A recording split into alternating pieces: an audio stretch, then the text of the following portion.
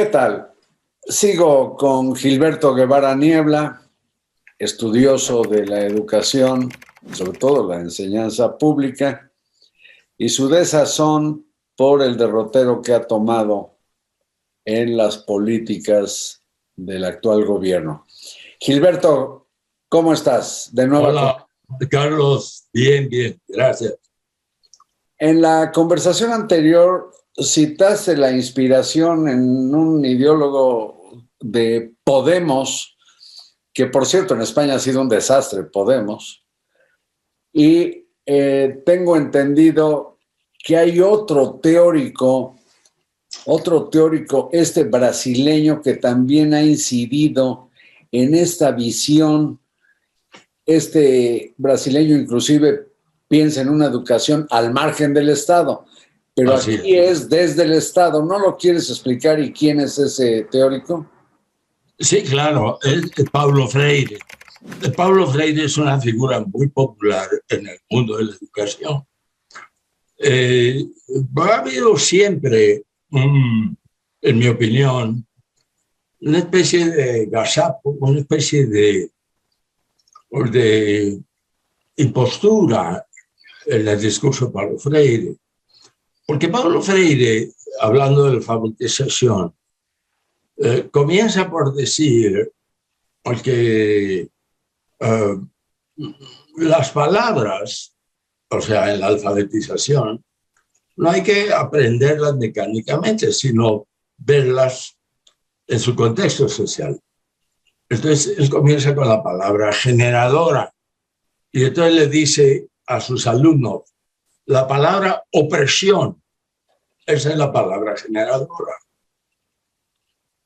Y luego, a partir de ahí, comienzan a construir.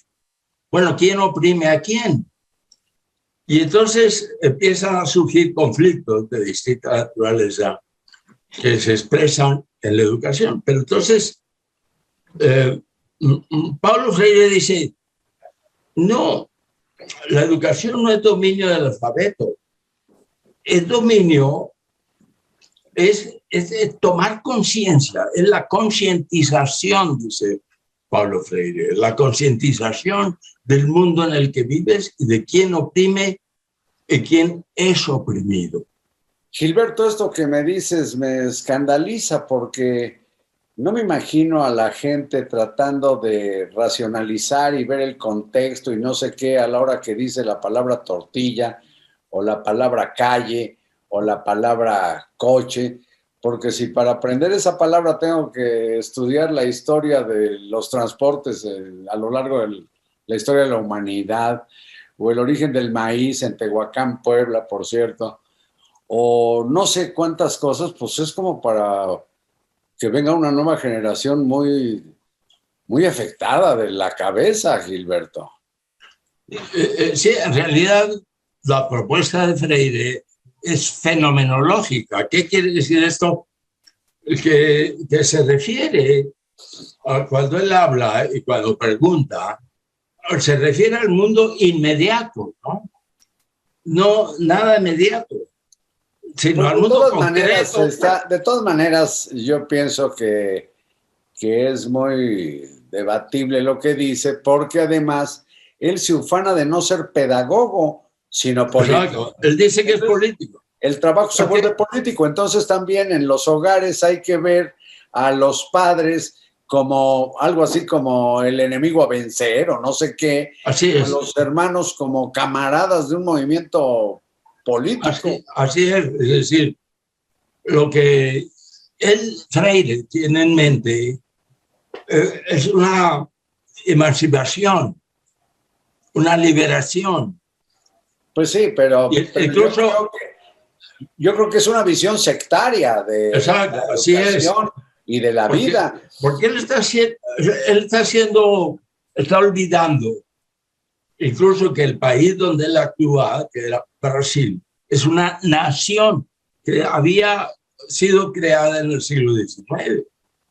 Entonces, él se olvida la nación, olvida las instituciones nacionales, y él piensa que el problema de la educación y de la liberación, etcétera, etcétera, es un problema de un mundo concreto particular de la comunidad donde él vive, ¿verdad? Es una locura. Es renunciar a la nación. Y esto es lo que está haciendo la Secretaría de Educación Pública. Y es renunciar a la educación universal o universalista, en donde tienen nociones generales, sobre todo de educación básica, del mundo en que se está, y entonces te tratan de arraigar en el supuesto conocimiento solo de tu localidad.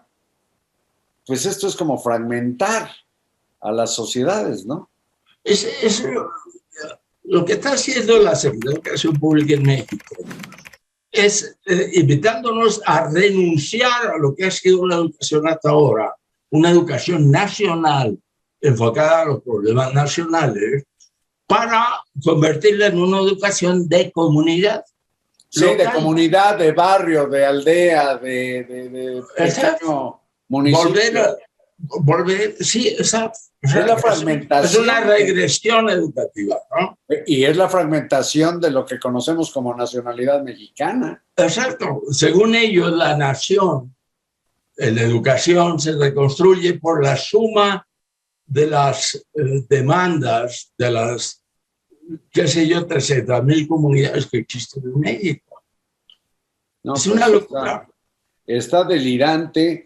Y yo creo que esto también tiene algo que ver, ya tú dirás, lo que ha sido la cesión de la enseñanza básica a la Coordinadora Nacional de Trabajadores de la Educación, que se caracteriza por lo panchera y por traer en movimiento permanente todo, y por cierto, el abandono de las aulas, porque aprecian mucho y recompensan el ausentismo de los profesores por ir a un plantón, a una manifestación. Ese es un fenómeno, ¿sabes qué? Social muy poderoso, que tiene mucho tiempo de existencia en Oaxaca. Es decir, tomando en cuenta que los profesores son el grupo social, por así decirlo, mayoritario que controla el Estado. Sí. Es decir, hay una historia atrás de eso. Ahora, ellos, no quiero decir que exista justificación moral para sus conductas, al contrario, yo creo que ellos han abusado de las leyes, abusado de la paciencia del Estado, de la inactividad de los ciudadanos, de la indiferencia de los ciudadanos. Ellos han usado la violencia como método y como sistema para conquistar prebendas materiales mezquinas. Por más explicables que sean sus acciones, no son justificables. Absolutamente, es un fenómeno de barbarie, el peor que vivimos en México, el de la coordinadora. Ahora bien, hay que reconocer que la coordinadora ha mostrado sus desacuerdos con el presidente López Obrador, pero por razones totalmente ajenas a lo que estamos platicando, porque no le reconocen plazas, porque por salarios caídos, etcétera, etcétera, por cuestiones salariales. Pero la verdad es que la coordinadora ha sido la principal fuerza que ha luchado porque los profesores, los alumnos de normal ingresen a la profesión sin examen de oposición, es decir, que reciban plaza automática. Es como si le dieran plaza automática a todos los ingenieros o a todos los médicos, a todos los químicos. Así es. En la gestión pública. Así es. Gilberto, ¿y qué es lo que piensas de la embestida que por fortuna ha bajado contra la universidad pública? Bueno, y en especial contra la UNAM. Sí, sí, sí. Yo creo que aquí lo que tenemos, yo creo que son dos cosas. Tenemos un movimiento antiintelectual encabezado por el presidente y que coloca en el centro de su animadversión a las universidades por ser universidades, porque producen talento y producen a las élites intelectuales, y segundo, por ser autónomo, porque el Ejecutivo no tiene un control sobre ellas. Entonces, el presidente se lanza contra las universidades. Pero al mismo tiempo, yo te voy a decir una cosa francamente.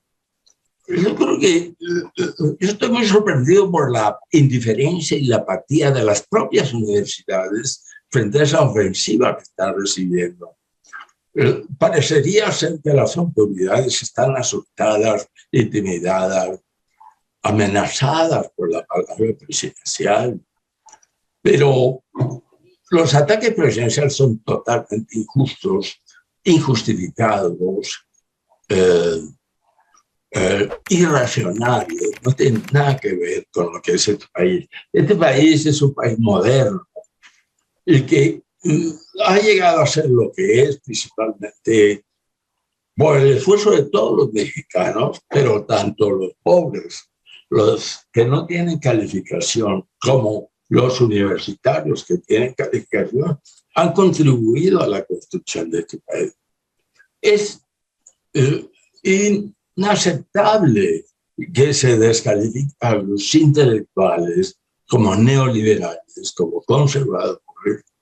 No se puede a un grupo social descalificarlo con un adjetivo.